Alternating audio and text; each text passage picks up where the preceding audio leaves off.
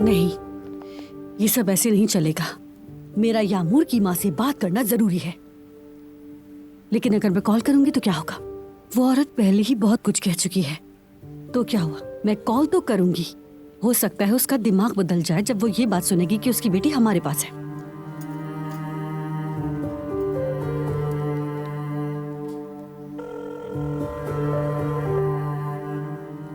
Hello hello, अगर बात नहीं करनी तो कॉल क्यों की फिर? हेलो मरियम साहबा, दरअसल मैंने यामूर के हवाले से पिछले दिनों कुछ बात की थी। हाँ, याद आ गया मुझे।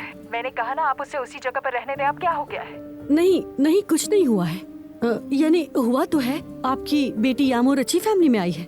यामूर यहाँ खुश भी है और महफूज भी। हम सब उसका बहुत ख्याल रखते हैं, आप फिक्र मत कीजिएगा। मैं यामूर के बारे में कुछ कहना चाहती हूँ। वो बच्ची आपको याद करती है, क्योंकि वो छोटी है ना।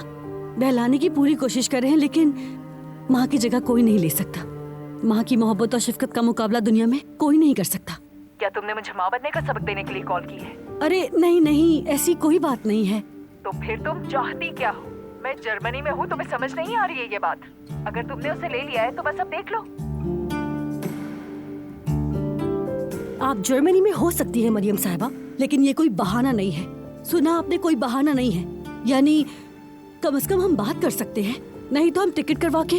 अरे अब बस भी कर दो, मुझे अब इस बारे में कोई बात नहीं करनी। चलो, मुझे बहुत काम है। अल्लाह हाफिज। बेवकूफ कहेंगी।